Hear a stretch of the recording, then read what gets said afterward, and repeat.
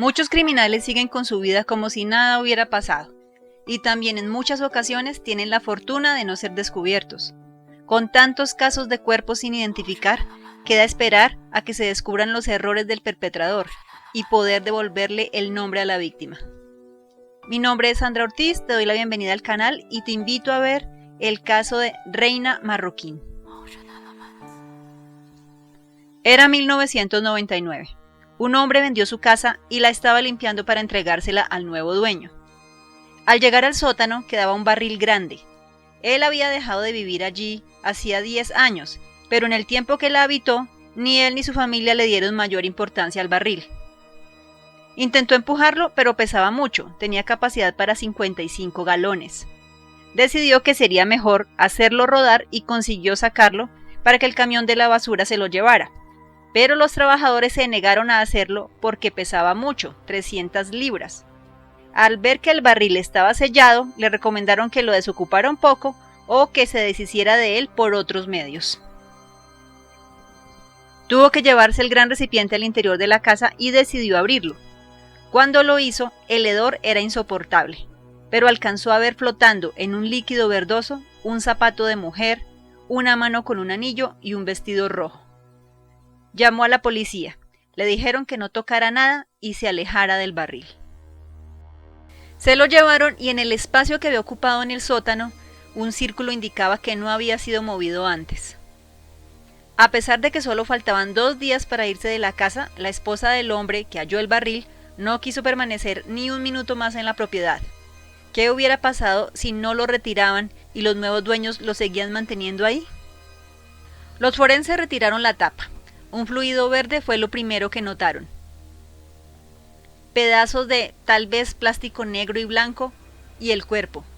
Era una mujer de baja estatura, joven, cabello oscuro, estaba totalmente vestida y portaba un anillo. Era todo piel y hueso. Sus órganos internos ya no estaban. Tenía la boca un poco abierta y se veía que tenía un trabajo dental en oro en los dientes frontales. Aún conservaba sus cejas y pestañas. Estaba vestida al estilo de la década de los 60. Tenía un escapulario, 2 anillos, un relicario. En su joyería estaba inscrito "Para Patrice, con amor, tío Phil", y las letras MHR. Se determinó que era hispana y medía entre 1,45 y 1,52 centímetros.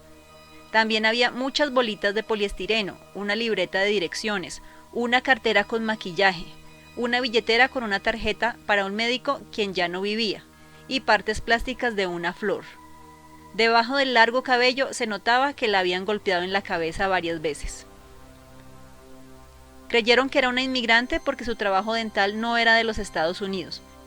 Lo más sorprendente fue que la mujer estaba embarazada. Era un varón de poco más de 43 centímetros, completamente desarrollado. Si encontraban al padre, ¿sería él el asesino? Primero interrogaron al hombre que abrió el barril. Podría estar mintiendo para deshacerse del mismo, pero lo descartaron. ¿Sería posible determinar la identidad de esta mujer que llevaba al menos 30 años en ese recipiente y estaba momificada? Había que analizar detalladamente cada elemento encontrado. El tallo plástico medía 13 centímetros y se parecía a los de decoración. En el bolso había una libreta de direcciones, pero estaba empapada en el líquido verde. Sin embargo, la pusieron a secar. El caso se hizo famoso, pero otro problema era que no encajaba con ningún reporte de desaparecidos durante esos 30 años. En la primera página de la libreta se veía un número y una letra A. Era el número que se les daba como inmigrantes al ingresar a Estados Unidos. Así descubrieron que se llamaba Reina Angélica Marroquín, oriunda de El Salvador, que había emigrado en 1966. Encontraron a sus familiares en ese país y supieron que hablaba inglés, que le gustaba el diseño de modas y que en 1968 ya no recibieron más llamadas ni cartas de ella, pero no pudieron dar información acerca del embarazo ni el padre de la criatura. En la investigación sobre los inquilinos de la casa donde estaba el barril, se supo que fueron 4, desde que la construyeron en 1962. 3 de ellos fueron descartados como sospechosos. El barril fue hecho en marzo de 1963. Tenía unos números 3, 63, 55. El 63 era el año y el 55 la capacidad. La compañía que lo produjo aún estaba en funcionamiento y conservaba archivos de sus trabajos. El uso inicial del barril era para guardar una sustancia para los plásticos. Llamaron a todas las personas de la libreta de direcciones. Casi ningún número se encontraba en servicio. Solo lograron comunicarse con uno. Se trataba de una mujer llamada Katy que había sido amiga de Reina poco después de ingresar al país. También era salvadoreña. Sabía que tenía una relación con un hombre casado y que en 1968 había quedado embarazada. Reina estaba convencida de que el hombre dejaría a su esposa y se casaría con ella. La pareja acostumbraba a dar largas caminatas y él tenía un bote en el que también paseaban. Le había dicho que cuidaría de ella y para que no lo dudara le alquiló un apartamento en Hoboken, New Jersey, que cuando se casaran nunca la dejaría. Incluso la acompañaba a hacerse los chequeos de su embarazo.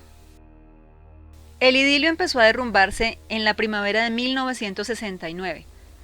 Reina llamó a su amiga furiosa porque su amante le había dicho que no se pensaba casar con ella y que había, según dijo, hecho una cosa muy tonta. Había llamado a la esposa del hombre para decirle que estaba embarazada. Él se había enojado tanto que amenazó con matarla y ella temía que lo cumpliera. Esto hizo pensar que él podría haber sido violento con ella antes. Katy le dijo que se calmara, que seguro solo era una pelea. Quiso visitar a Reina, pero al llegar al apartamento nadie le abrió. Entró y había comida aún tibia, por lo que pensó que volvería pronto, pero la esperó en vano. Habló con la policía, pero no lo tomaron en cuenta. En esa época una mujer adulta, peleada con su novio, no creyeron que fuera tan grave. Katy siguió preocupada y durante meses continuó indagando por el paradero de Reina. Al final se dijo que seguramente había vuelto a El Salvador y no podía preguntarle al novio porque no sabía su nombre. El segundo propietario de la casa le hizo modificaciones en la parte trasera en 1980, justo donde estaba el barril. Él negó ser quien hizo la reparación, dijo que había sido el primer dueño, que vio el barril pero no le importó, así que estuvo ahí por 12 años mientras él fue el dueño de la casa. Lo único que pensó fue que estaba lleno de restos de la construcción de la reparación. Dio alguna información del primer dueño, que se llamaba Howard Elkins, que estaba casado con 2 hijos y que trabajaba en Nueva York, y había sido, y aquí se emocionaron los investigadores, dueño de una empresa de plásticos. En realidad, Elkins era uno de los dueños de esa compañía que se dedicaba a la elaboración de plantas plásticas para decoración, y la habían vendido en 1971. Hablaron con el socio primero ya que todo apuntaba hacia Elkins. Querían asegurarse de que era su principal sospechoso. El hombre reconoció el barril como uno de los de su empresa y dijo que ese líquido verde que contenía lo usaban para secar las flores y el follaje que fabricaban. Recordaba que Elkins tenía una novia en 1968, que era una empleada de la fábrica, y empezaron a encajar las piezas del caso. La mujer, dijo, era bajita, de cabello largo oscuro, atractiva y extranjera. Era hora de hablar con Elkins. Afortunadamente lo encontraron. Tenía 70 años, ya no trabajaba y vivía en Boca Ratón, Florida. Al ver la foto del barril, negó que hubieran usado uno parecido en su fábrica y que el líquido verde no era el que ellos manejaban. Que sí recordaba vagamente haber tenido una aventura en los 60s, pero que había olvidado el nombre de la mujer. Más seguros que nunca de que se encontraban ante el asesino de Reina, le pidieron muestras de ADN para compararlas con el feto, pero se negó, alegando que podía sucederle lo mismo que a O.J. Simpson y resultar incriminado. Les pidió que se fueran porque pronto llegaría su esposa y no quería que se enterara de nada. Le advirtieron que regresarían con una orden para encerrarlo por lo que le quedaba de vida, y lograron asustarlo, lo notaron en su semblante. Al día siguiente, la esposa de Elkins llamó para denunciar su desaparición. Lo encontraron en el garaje del vecino, en el asiento trasero del auto. Había acabado con su vida disparándose en la cabeza. El ADN confirmó su paternidad. Se reconstruyeron los hechos de la noche en que Reina desapareció. Elkins fue al apartamento. Recordemos que estaba muy enojado porque Reina había hablado con su esposa. De algún modo consiguió llevarla a la fábrica de plásticos. La golpeó en la parte de atrás de la cabeza con algo pesado unas 20 veces. La metió en el barril, se lo llevó para su casa donde lo selló para que nadie quisiera abrirlo. Seguramente pretendió deshacerse de él en su bote, pero como pesaba mucho, desechó la idea.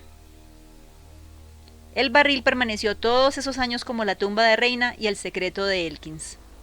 Los restos de Reina fueron enviados a El Salvador.